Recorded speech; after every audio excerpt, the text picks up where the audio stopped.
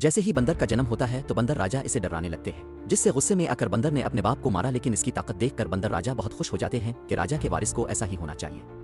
तभी एक गंजा बंदर दूसरे बच्चे को उठाता है। दोनों बच्चे जुड़वा भाई थे। उसूल के मुताबिक बड़ा बंदर जो कमजोर था राजा बनने का हकदार था।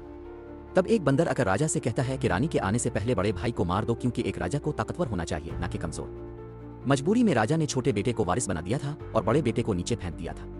लेकिन खुशकिस्मती से बड़ा बेटा टहनी में फंस कर बच गया।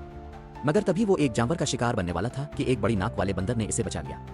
दोनों का दुख एक जैसा था। उनकी खराब शक्ल की वजह से उन्हें कबीले से निकाल दिया गया था। बड़ी नाक वाला बंदर इस बच्चे को पालने का फैसला कर लेता है। वक्त गुजरने के साथ बंदर बड़ा हो गया था और एक हाथ से माजूर होने के बावजूद उसका दिमाग बहुत तेज चलता था। इसने पत्तों की मदद से पंखा और पानी जमा करने का इंतजाम बना लिया था। यहाँ तक कि इसने दरख्त से निकलने वाली गोंद भी दरियाफ्त कर ली थी, जो उनके लिए काफी कारआमद साबित हुई। दोनों बहुत खुश थे और मजे से जिंदगी गुजार रहे थे।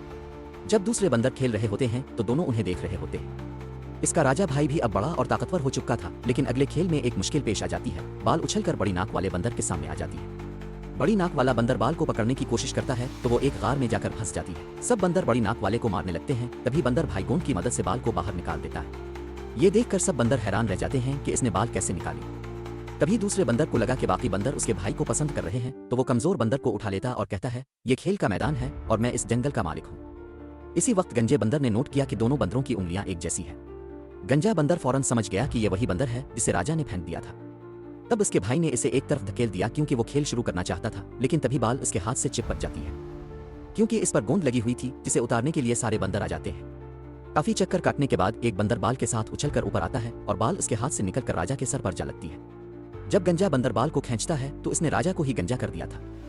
इसी वक्त चुड़ैल बंदरिया राजा के छोटे बेटे को बताती है कि इसे बड़े बेटे को रास्ते से हटाना होगा, वरना इसे राजा बना दिया जाएगा। इसलिए वो एक चाल चलते हैं। बंदर भाई को राजा के पास लाया जाता है और सब यही सोच रहे होते हैं कि राजा इसे सजा देगा। लेकिन बंदर दरख्त के पत्ते तोड़कर उसका एक ताज बनाकर राजा को पहना देता है। सब बंदर हैरान रह जाते हैं। तभी छोटा बेटा चुड़ैल बंदरिया को इशारा करता है और वो जादू करने लगती है। दूसरी तरफ बंदर भाई पत्तों में पानी डालकर राजा को इसका चेहरा दिखाता है। राजा ने पहली बार अपना शानदार चेहरा देखा था।